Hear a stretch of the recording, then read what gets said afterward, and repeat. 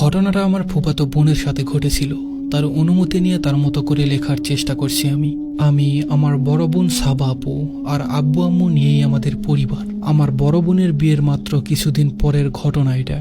বলে রাখা ভালো, আমার দুলা ভাইয়ের একটা বড় বোন আছে, নাম সিপু আপা। ঘটনার দিন আমাদের বাসায় আপুর শ্বশুরবাড়ির সবার দাওয়াত ছিল। সকাল থেকে বিকেল পর্যন্ত সবকিছু ঠিকই ছিল।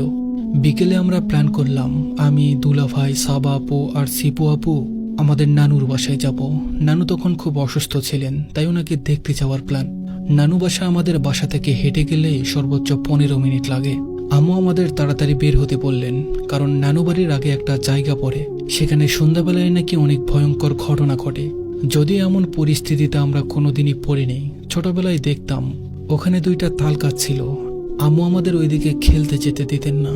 সবাই বলতো সন্ধ্যার সময় ওখানে গেলে নাকি তালগাছের আড়াল থেকে কে বা কারা যেন লম্বা লম্বা চেউপা বের করে হাসতো, তাকিয়ে থাকতো। অবশ্য এসবের পর গাছ দুটো কেটে ফেলা হয়। তো আমরা সন্ধ্যার অনেক আগেই বের হলাম। আঁকাবাঁকা গলি, আমি, সিপু আপু, আপু, দুলা ভাই, আমরা এভাবে পাশাপাশি হাঁটছিলাম। তখনই আমার ফোন বেজে ওঠে।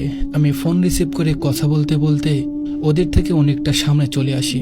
কয়েক মিনিট পর অনুভব করলাম কেউ একজন আমার হাতটা ধরল। তাকিয়ে দেখি সিপু আপু। উনি বললেন, কি ব্যাপার,